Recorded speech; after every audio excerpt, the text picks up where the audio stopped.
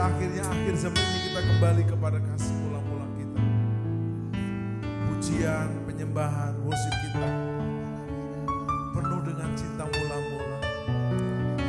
Kita menghadap Bapa, Yesus dan Roh Kudus. Bukan banyak permintaan, bukan banyak permohonan, tapi banyak kasih, kasih dan menyembah Dia.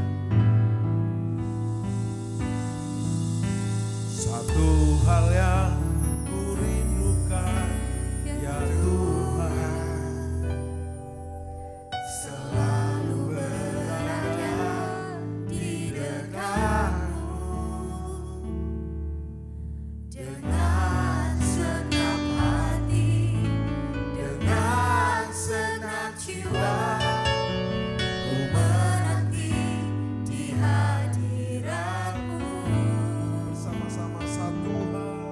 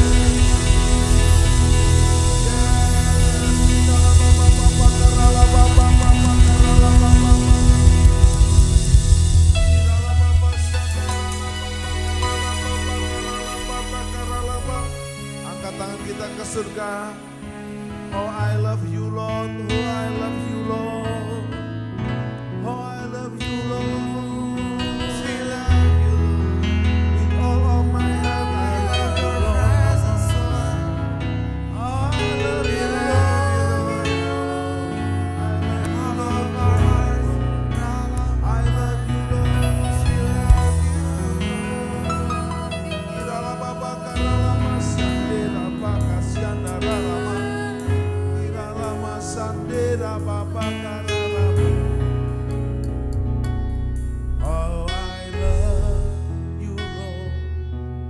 I love you, Lord. With all of my heart. I love you, Lord. Oh, I love you, Lord. I love you, Lord. Forever I love you, Lord. Everybody sing, oh, I love you, Lord. I love you, Lord. With all of my heart. I love you, Lord. Oh, I love you, Lord. I love you, Lord. Forever I love you, Lord. Everybody say Jesus. Jesus. Jesus. You are the one I love. Jesus. Jesus.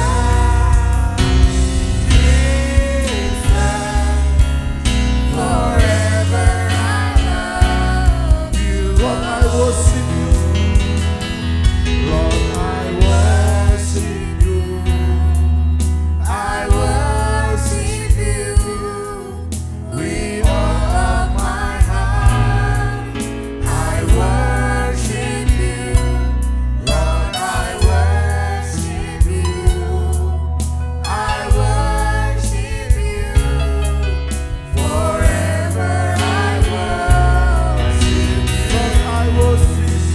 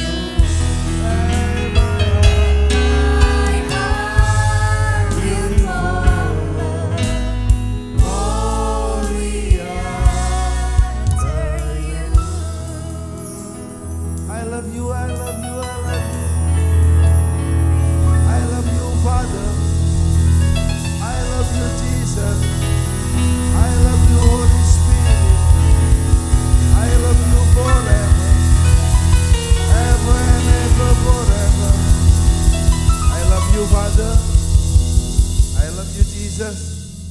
I love you, Holy Spirit. I worship you, Father. I worship you, Jesus. I worship you, Holy Spirit, forever. In Jesus' mighty name. Amen. Apa yang dimaksudkan dengan Pentakosta ketiga?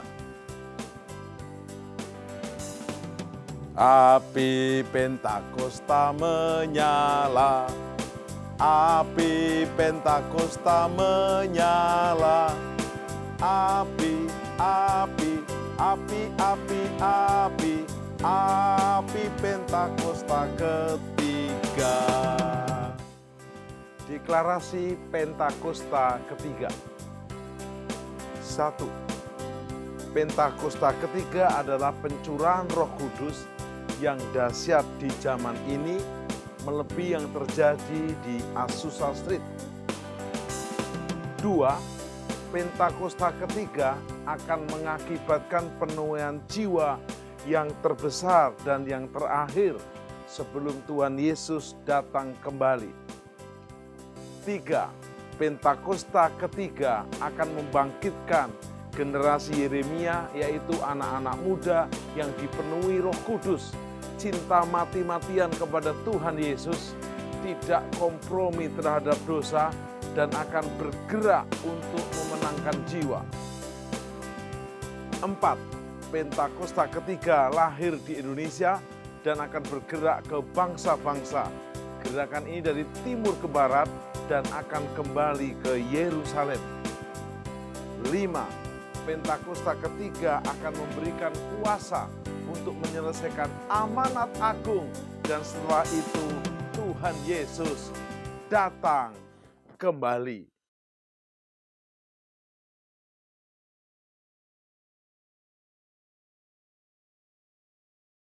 Shalom semuanya.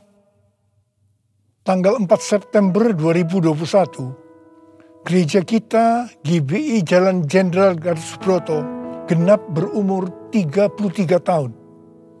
Saya mengucapkan selamat hari ulang tahun yang ke-33. Tuhan Yesus berkati kita semua berlimpah, limpah, limpah. Amin.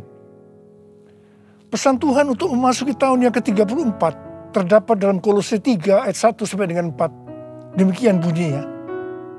Karena itu, kalau kamu dibangkitkan bersama dengan Kristus, carilah perkara yang di atas, di mana Kristus ada, duduk di sebelah kanan Allah. Pikirkanlah perkara yang di atas, bukan yang di bumi. Sebab kamu telah mati, dan hidupmu tersembunyi bersama dengan Kristus di dalam Allah. Apabila Kristus yang adalah hidup kita menyatakan diri kelak, kamu pun akan menyatakan diri bersama dengan Dia di dalam kemuliaan. Kita harus mencari dan memikirkan perkara-perkara di atas, bukan yang di bumi. Supaya pada waktu Tuhan Yesus menyatakan diri kelak, artinya pada waktu Tuhan Yesus datang untuk menjemput gerejanya, kita juga akan menyatakan diri bersama dengan Tuhan Yesus di dalam kemuliaannya, yang artinya kita juga akan ikut dalam pengangkatan dan akan masuk surga. Memikirkan dan mencari perkara yang di atas, artinya kita harus menilai, mempertimbangkan, dan memikirkan segala sesuatu dari sudut pandangan kekekalan dan surga. Memikirkan dan mencari perkara yang di atas, artinya kita harus berpikir dan bertindak sesuai dengan pikiran dan tindakan Kristus. Ini kita lakukan karena kita ada bersama dengan Kristus. Kita akan terus melakukan dengan setia, karena Kristus adalah hidup kita, sampai kita bertemu dengan Dia dalam kemuliaannya, yaitu pada waktu Dia datang kembali untuk menjemput gerejanya. Perkara yang di bumi dapat berbicara tentang hidup yang duniawi, yang dinyatakan dalam rupa perintah, peraturan, dan ajaran yang tidak membawa seseorang kepada pengenalan akan Kristus. Perkara yang di bumi juga bisa diartikan segala sesuatu yang berada dalam pikiran, perkataan, perbuatan yang merupakan sifat manusia lama, sehingga bertentangan dengan kehendak Allah. Supaya kita bisa memikirkan dan mencari perkara yang di atas, maka kita harus mempunyai hubungan yang intim dengan Tuhan. Hati kita harus melekat kepada Tuhan. Banyak berdoa, memuji dan menyembah Tuhan. Kita harus memiliki kasih yang semula. Kita harus melakukan kehendak Bapa di sorga. Kita harus hidup berintegritas.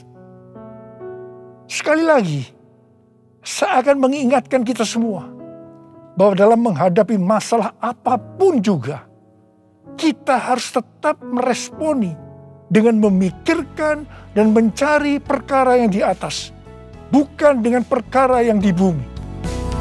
Yang ku mau hanya menyenangkan-Mu, biarlah seluruh hidupku berkenan kepadamu.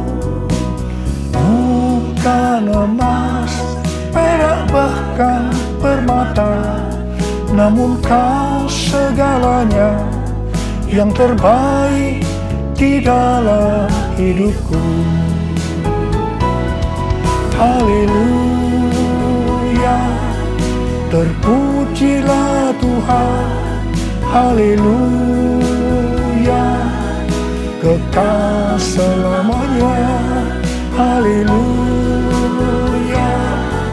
terpujilah Tuhan Allah Maha Kuasa. Allah Maha Kuasa. Allah Maha Kuasa.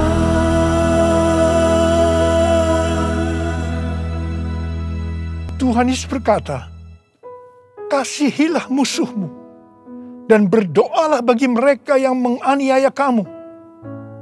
Karena dengan demikian, kamu adalah anak-anak Bapamu yang di sorga.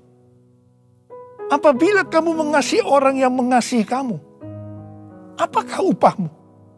Bukankah pemungut cukai juga melakukan demikian? Dan apabila kamu hanya memberi salam kepada saudara-saudaramu saja, bukankah orang yang tidak mengenal Allah juga melakukan hal yang seperti itu? Karena itu haruslah kamu sempurna, sama seperti Bapamu yang di sorga adalah sempurna. Kita tahu bahwa ini tidak mudah untuk dilakukan. Tapi bukan berarti tidak bisa. Kita pasti bisa melakukannya. Kita harus mengingat Amsal 4 ayat 23 yang berkata, jagalah hatimu dengan segala kewaspadaan, karena dari situlah terpancar kehidupan. Kita akan mengalami kehidupan kekal selama-lamanya jika hati kita mau mengampuni orang yang bersalah kepada kita. Tuhan Yesus mengajar dalam doa Bapa kami, ampunilah kami atas segala kesalahan kami, seperti kami juga mengampuni orang yang bersalah kepada kami. Kalau kita tidak mengampuni orang yang bersalah kepada kita, maka Tuhan juga tidak akan mengampuni kita. 1 Yohanes 3 ayat 14 dan 15 berkata, kita tahu bahwa kita sudah berpindah dari dalam maut ke dalam hidup, yaitu karena kita mengasihi saudara kita. Barang siapa tidak mengasihi, ia tetap di dalam maut. Setiap orang yang membenci saudaranya adalah seorang pembunuh manusia. Dan kamu tahu bahwa tidak ada seorang pembunuh yang tetap memiliki hidup yang kekal di dalam dirinya. Karena itu, mari kita harus mencari dan memikirkan perkara yang di atas, bukan yang di bumi. Haleluya, terpujilah Tuhan. Haleluya, kekal selamanya. Haleluya, terpujilah Tuhan Allah Maha Kuasa. Allah Maha Kuasa, Allah Maha Kuasa.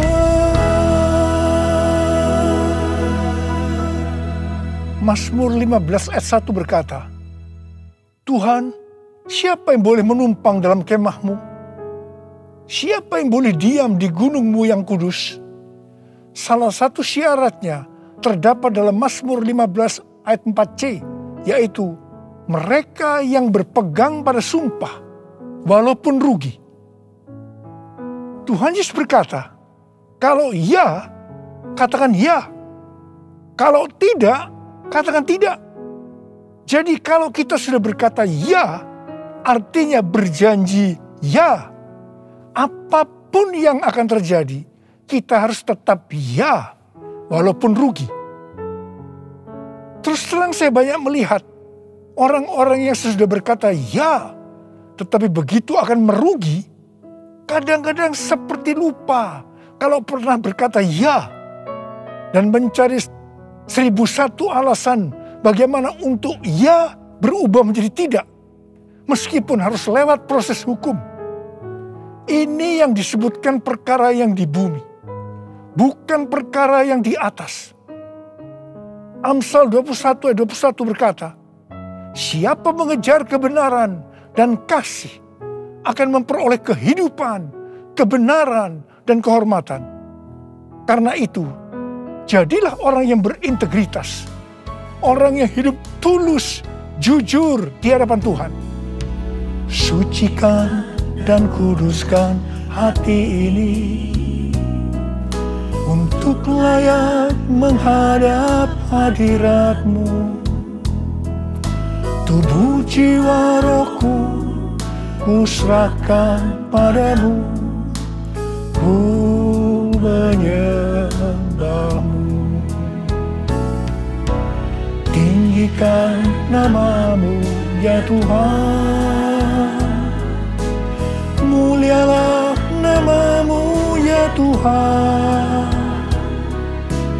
Tiada lain seperti Engkau ya Allahku, besar kuasa-Mu. Menurut kalender Ibrani, dari tanggal 6 September 2021 sampai dengan 26 September 2022, kita memasuki tahun 5782 yang disebut sebagai tahun P-Bet. P-Bet artinya 82. P adalah angka 80, menggambarkan mulut. Jadi masuk tahun P-Bet ini, kita diingatkan kembali tentang mulut. Bet atau huruf kedua dalam alfabet Ibrani digambarkan dengan sebuah tenda atau rumah atau tempat kediaman. Ada dua tempat tinggal dari umat manusia. Yang pertama di dunia. Yang kedua di sorga atau di neraka. Memasuki tahun P-Bet atau 82, kita diingatkan bahwa kita masih hidup dalam dunia ini.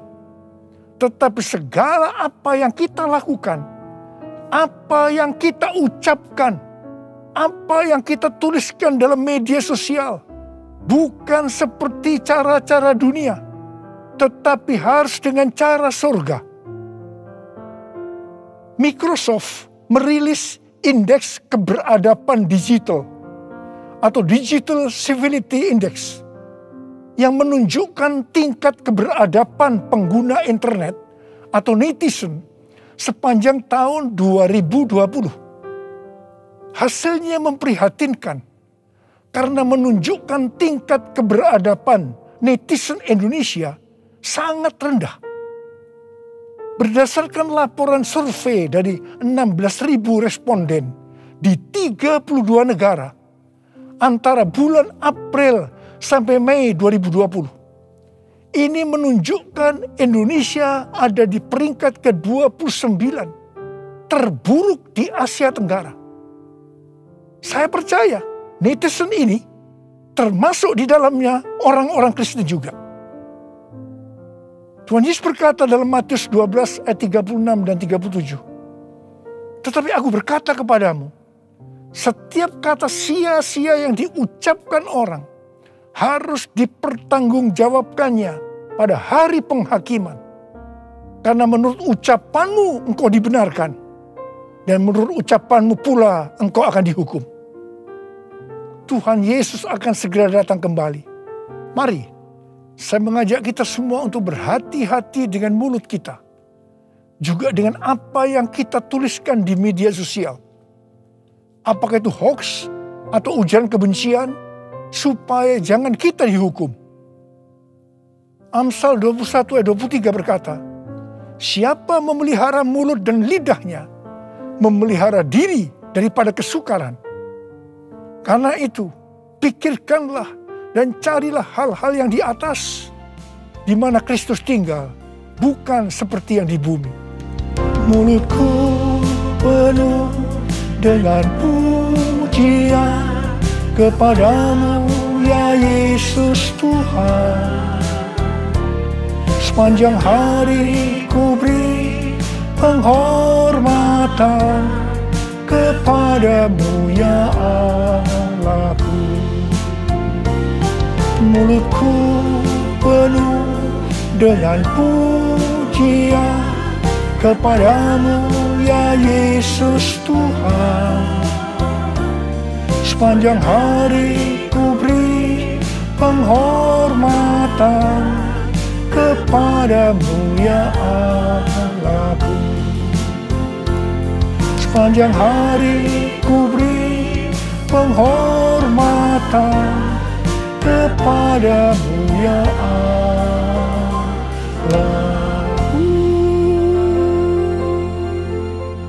1 Korintus 6 ayat 19 berkata, atau tidak tahukah kamu bahwa tubuhmu adalah bait Roh Kudus yang diam di dalam kamu, Roh Kudus yang kamu peroleh dari Allah, dan bahwa kamu bukan milik kamu sendiri? Roma 14 ayat 8 berkata, sebab jika kita hidup untuk Tuhan, dan jika kita mati untuk Tuhan. Jadi baik hidup atau mati, kita adalah milik Tuhan. Kita yang sudah dimeteraikan oleh Roh Kudus adalah milik Tuhan. Jadi kita hidup untuk Tuhan. Kita mati untuk Tuhan. Tuhan menghendaki agar kita menjadi serupa dengan gambarnya. Jadi dia harus makin besar dan kita harus semakin kecil. Biarlah orang melihat Kristus yang ada di dalam kita. Ada seorang hamba Tuhan dari Inggris yang bernama Smith Wigglesworth. Dia dikenal sebagai Rasul Iman. Dia dipakai oleh Tuhan dalam mujizat dan kesembuhan secara luar biasa. Dia tetap melayani Tuhan sampai akhir hidupnya. Pada waktu dia berumur 87 tahun. Tuhan pernah berkata kepadanya, Wigglesworth, aku akan membakar engkau sampai habis. Sampai tidak ada lagi Wigglesworth, hanya Yesus. Wigglesworth berdoa, ya Tuhan, lakukan itu. Saya tidak mau orang melihat saya lagi. Hanya Yesus. Menjadi seorang hamba Tuhan harus seperti ini. Juga harus seperti Yohanes Pembaptis yang berkata, ia harus makin besar, tetapi aku harus makin kecil. Karena itu hari-hari ini kita melihat baptisan api sedang turun, membakar habis keakuan kita, kedagingan kita, sehingga kita akan semakin kecil. Ia semakin besar. Waktu sebelum pandemi COVID-19, saya melihat perlombaan gereja-gereja untuk menjadi yang paling besar, paling terkenal. Dan kita melihat bahwa perlombaan itu sudah dihentikan oleh Tuhan sejak kita memasuki pandemi. Tetapi di tengah-tengah pandemi ini muncul satu fenomena baru, yaitu terjadi perlombaan untuk mencari views dengan bermacam-macam motivasi dan kepentingan. Saya percaya ketika ditanya, Jawabnya pasti ini untuk kemuliaan Tuhan. Bukan rahasia lagi. Kalau seseorang mempunyai jumlah views yang banyak, pasti akan terkenal, mendapat pujian, untuk kebanggaan, kalau kita dipakai oleh Tuhan, atau kepentingan bisnis, atau mungkin juga ada hal-hal yang lain. Tidak heran kalau views menjadi tolok ukur suatu prestasi di zaman digital ini. Sehingga banyak orang yang berlomba-lomba menggunakan segala cara dunia untuk mendapatkan hal tersebut. Seperti beli followers, beli like, atau bahkan memaksa orang menonton konten kita. Saya berdoa supaya bukan karena views kita membuat konten, tetapi karena ada kuasa daripada Tuhan yang menggerakkan kita. Sehingga ketika orang menonton konten yang kita buat, di situ ada aliran kehidupan yang mengisi mereka yang menonton. Hari-hari ini Tuhan mengingatkan kepada kita sebagai hamba Tuhan agar berhati-hati. Kalau kita ingat bagaimana cara perlombaan gereja sebelum masa pandemi itu dihentikan oleh Tuhan, maka kita harus berhati-hati agar kita tidak mengulangi kesalahan yang sama. Saya mengajak agar kita introspeksi, memeriksa diri kita. Saya bertanya, kalau kita melihat views kita banyak, apakah kita benar-benar berkata, ini adalah untuk kemuliaan Tuhan? Atau kita berbangga hati, karena ini dianggap ukuran Tuhan memakai kita? Tuhan Yesus mengingatkan kita dalam Lukas 6 ayat 26. Celakalah kamu jika semua orang memuji kamu. Karena secara demikian juga nenek moyang mereka telah memperlakukan nabi-nabi palsu. Tuhan Yesus mengingatkan kepada kita, kalau seseorang selalu ingin dipuji-puji, itu adalah nabi palsu. Tuhan mengingatkan kepada kita bahwa kita harus semakin kecil, Dia semakin besar. Kita harus semakin menjadi seperti gambarnya. Karena itu, Tuhan hari-hari menurunkan baptisan api, di mana itu akan membakar atau menghancurkan keakuan kita. Menjadi seperti Kau, Yesus. Menjadi seperti Kau, Yesus. Menjadi sempurna dalam seluruh hidupku. Menjadi seperti Kau, Yesus. Menjadi seperti Kau, Yesus. Menjadi sempurna dalam seluruh hidupku.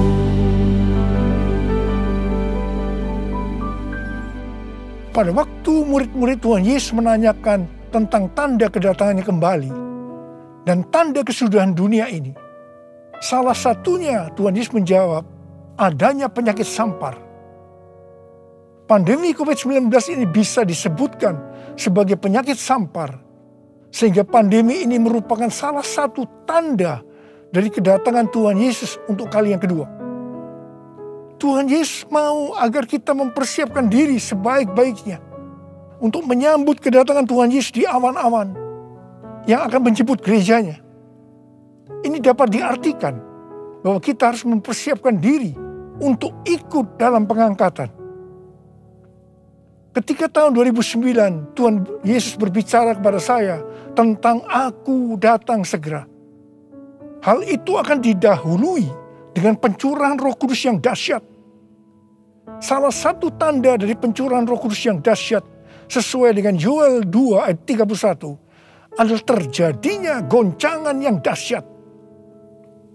Tahun 2013 Tuhan memberikan nama dari pencurahan Roh Kudus yang dahsyat itu sebagai Pentakosta yang ketiga. Goncangan yang dahsyat yang Tuhan maksudkan adalah pandemi COVID-19. Jadi pandemi COVID-19 ini adalah salah satu tanda bahwa Pentakosta yang ketiga sedang terjadi.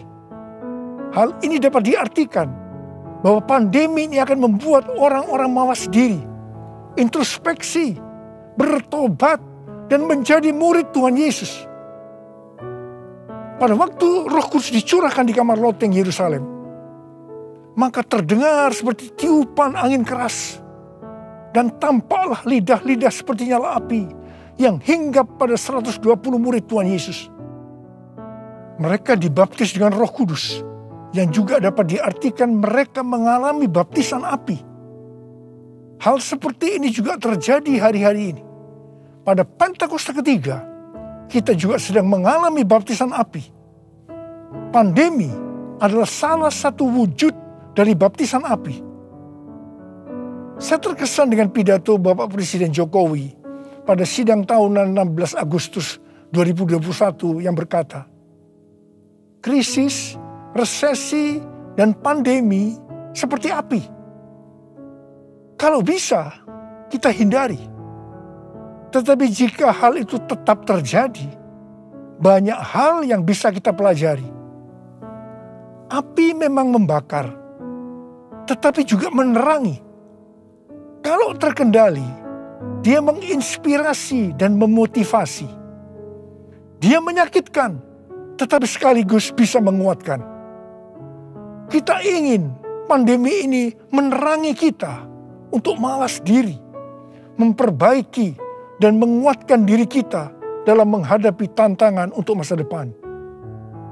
Wow, saya percaya Tuhan memakai Bapak Presiden Jokowi untuk menyatakan kehendaknya melalui pandemi ini untuk Indonesia.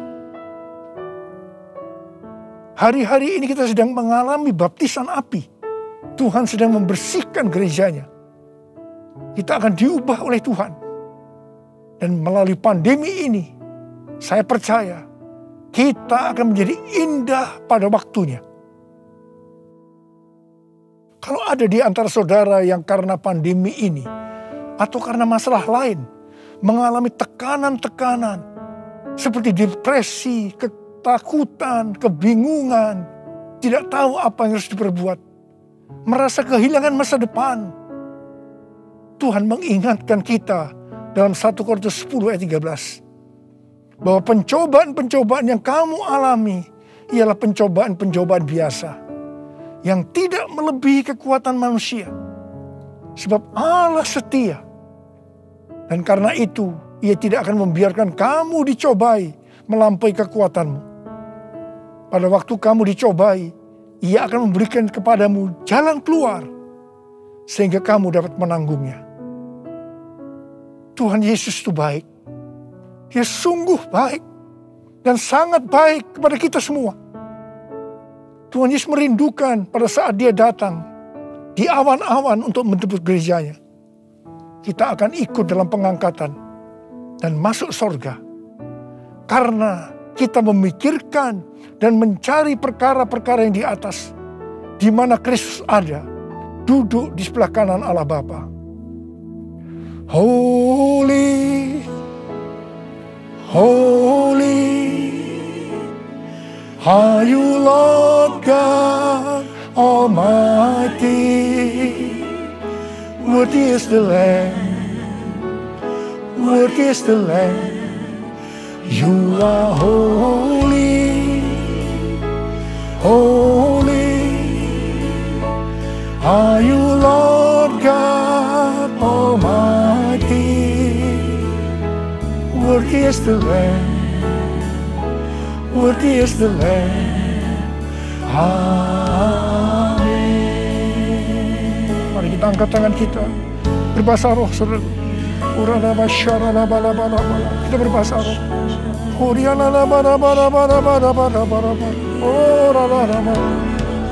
Tuhan, ya Tuhan, ya Tuhan.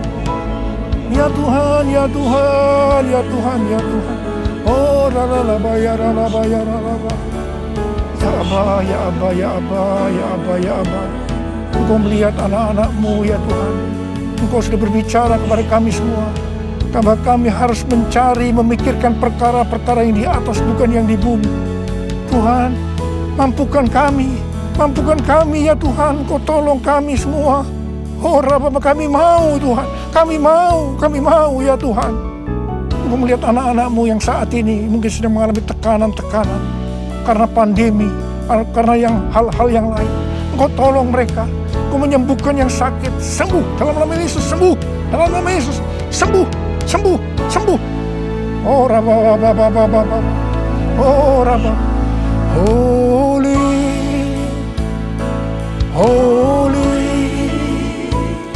are you, Lord God Almighty. Worthy is the Lamb, worthy is the Lamb. You are holy, holy are you, Lord God Almighty. Worthy is the Lamb, worthy is the Lamb.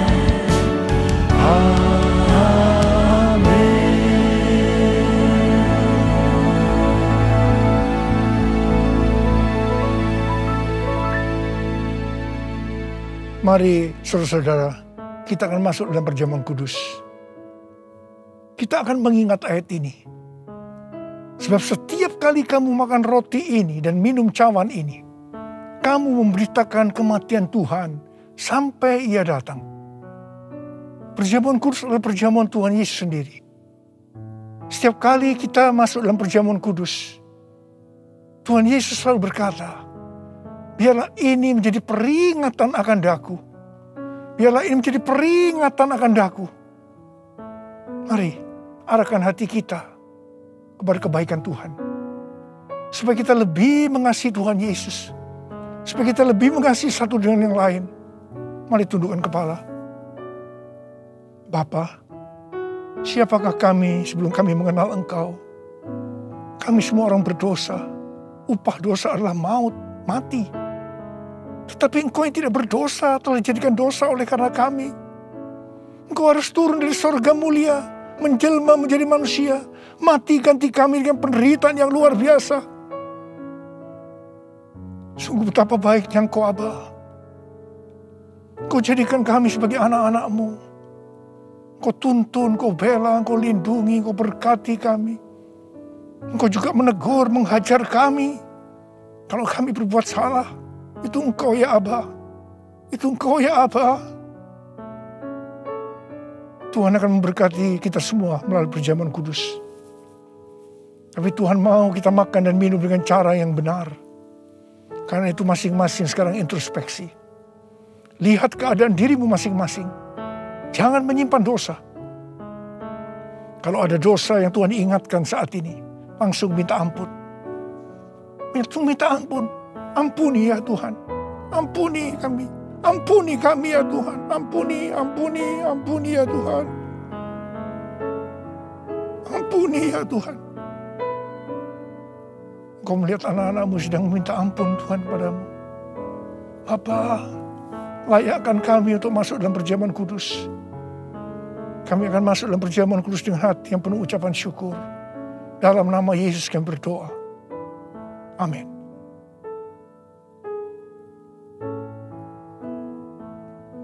Sebab apa yang telah kuteruskan kepadamu, telah aku terima dari Tuhan. Yaitu bahwa Tuhan Yesus pada malam waktu Ia diserahkan mengambil roti. Angkat roti di tangan kanan kita tinggi-tinggi.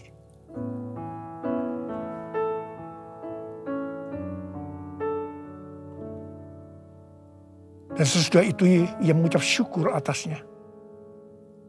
Dia memecah-mecahkannya dan berkata, inilah tubuhku yang diserahkan bagi kamu.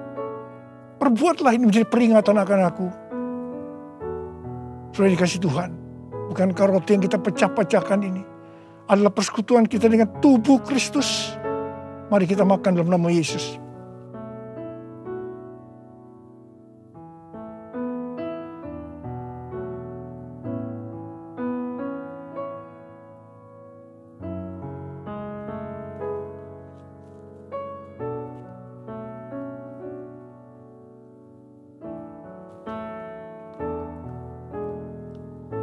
Angkat cawan di tangan kanan kita tinggi-tinggi.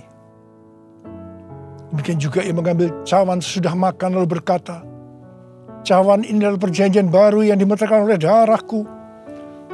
Perbuatlah ini setiap kali kamu meminumnya, menjadi peringatan akan aku. Sudah dikasih Tuhan. Bukan cawan pengucapan syukur. Yang atasnya kita ucapkan syukur adalah persekutuan kita dengan darah Yesus. Mari kita minum dalam nama Yesus.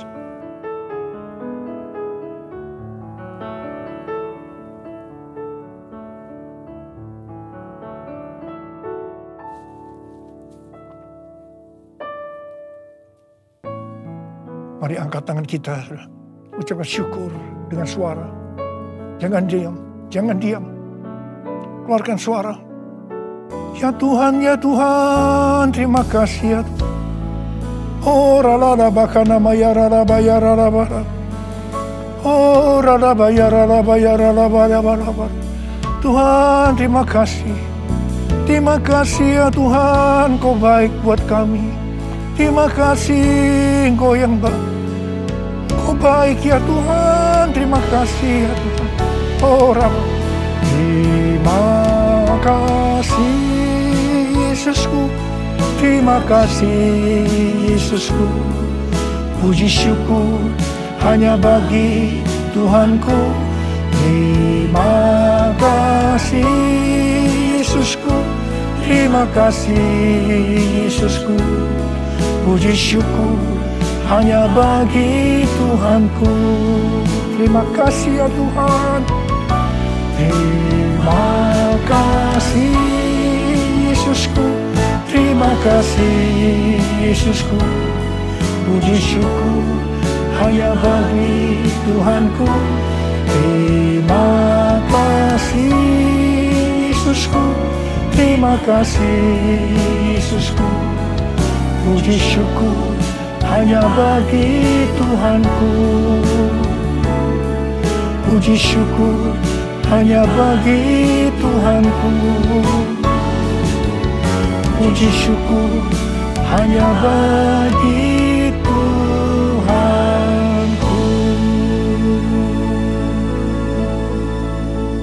Tuhan, berkati anak-anak-Mu semua. Dalam masa pandemi ini Kau tetap menjaga anak-anak-Mu ya Tuhan. Anak-anak-Mu sehat. Kalau hari ini ada yang terpapar, dalam nama Yesus sembuh. Dalam nama Yesus sembuh. Tidak ada yang berkekurangan. Semua dicukupkan. Malah berkelimpahan dalam hal yang baik. Terima kasih. Terima kasih Abba. Terima kasih. Sekarang terimalah berkat Tuhan. Kasih karunia yang berlimpah-limpah daripada Allah Bapa dalam anak yang tunggal Yesus Kristus. Persekutuan yang manis dengan Roh Kudus menyertai saudara sekalian mulai hari ini. Sampai Tuhan Yesus datang menjemput kita di awan-awan. Dan bahkan sampai selama-lamanya. Yang percaya bersama-sama katakan, amin.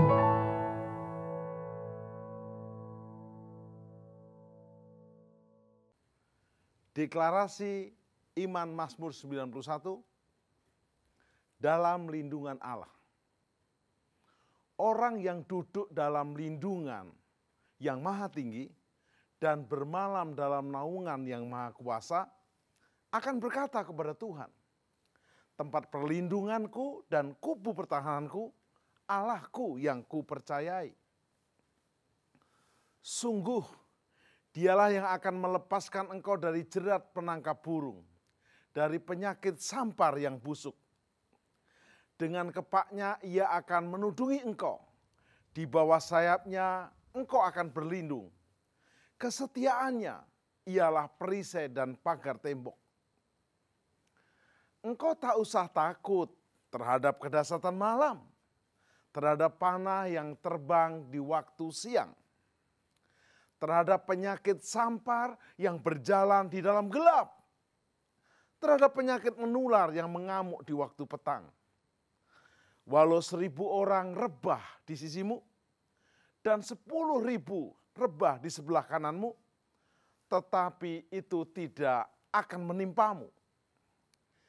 Engkau hanya menontonnya dengan matamu sendiri dan melihat pembalasan terhadap orang-orang fasik. Sebab Tuhan ialah tempat perlindunganmu, yang maha tinggi telah kau buat tempat perteduhanmu. Malapetaka tidak akan menimpa kamu, dan tulah tidak akan mendekat kepada kemahmu. Sebab malaikat-malaikatnya akan diperintahkannya kepadamu untuk menjaga engkau di segala jalanmu. Mereka akan menatang engkau di atas tangannya, supaya kakimu jangan terantuk kepada batu. Singa dan ular tedung akan kau langkai. Engkau akan menginjak anak singa dan ular naga. Sungguh hatinya melekat kepadaku, maka aku akan meluputkannya. Aku akan membentenginya, sebab ia mengenal namaku. Bila ia berseru kepadaku, aku akan menjawab. Aku akan menyertai dia dalam kesesakan. Aku akan meluputkannya dan memuliakannya. Dengan panjang umur akan kukenyangkan dia, dan akan kuperlihatkan kepadanya keselamatan daripadaku. Mazmur 91, dalam lindungan Allah, Bapa Surgawi, Yesus Kristus, dan Roh Kudus.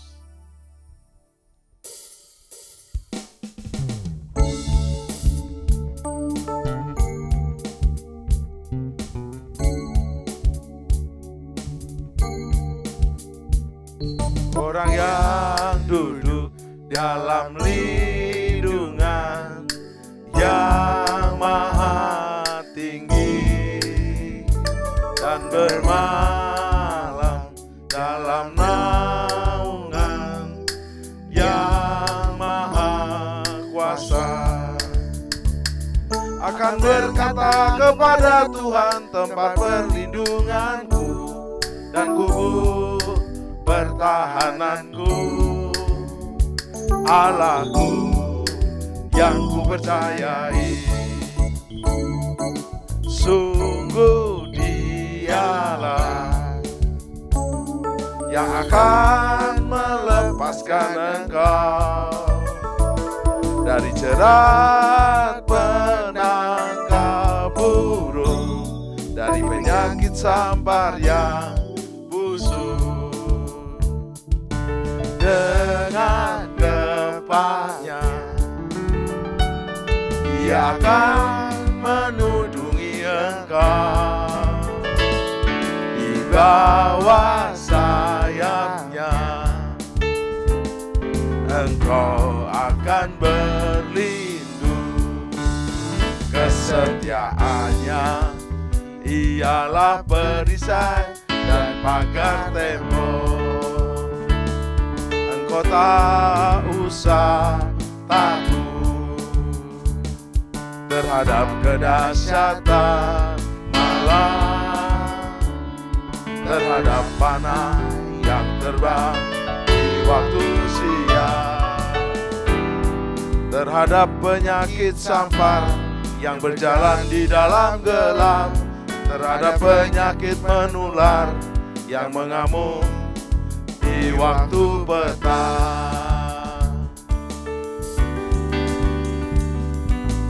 Walau seribu orang rebah di sisimu dan 10.000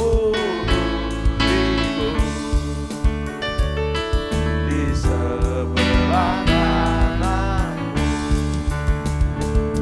tetapi itu tidak akan menimpamu. Engkau hanya menontonnya dengan matamu sendiri dan melihat pembalasan terhadap orang-orang fasik. Sebab Tuhan ialah tempat perlindunganmu, yang maha tinggi telah kau buat tempat perteduhanmu. Malapetaka tidak akan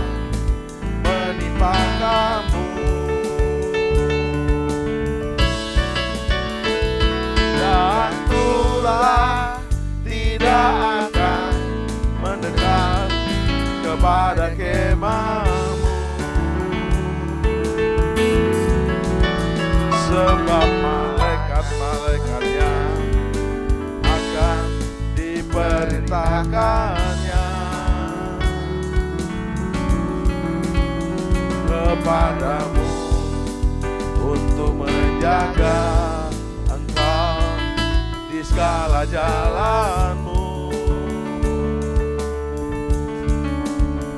Mereka akan menatang engkau di atas tangannya, supaya kakimu jangan terantuk kepada batu. Singa dan ular teduh akan kau langkahi, engkau akan menginjak anak singa dan ular naga. Sungguh hatinya melekat kepadaku, maka aku akan meluputkannya. Aku akan membentenginya, sebab Dia mengenal namaku. Bila Ia berseru kepadaku, aku akan menjawab. Aku akan menyertai Dia dalam kesesakan. Aku akan meluputkannya dan memuliakannya. Dengan panjang umur akan ku kenyangkan Dia, dan akan ku perlihatkan kepadanya, yes, keselamatan daripadaku.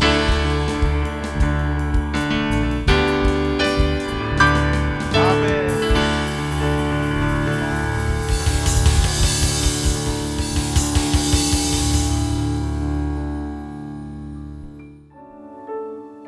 Mari, angkat tangan saudara, terima berkat Tuhan. Kasih karunia yang berlimpah-limpah daripada Allah Bapa dalam anak yang tunggal Yesus Kristus. Persekutuan yang manis dengan Roh Kudus menyertai saudara sekalian mulai hari ini sampai Tuhan datang menjemput kita di awan-awan dan bahkan sampai selama-lamanya. Yang percaya bersama-sama katakan, amin.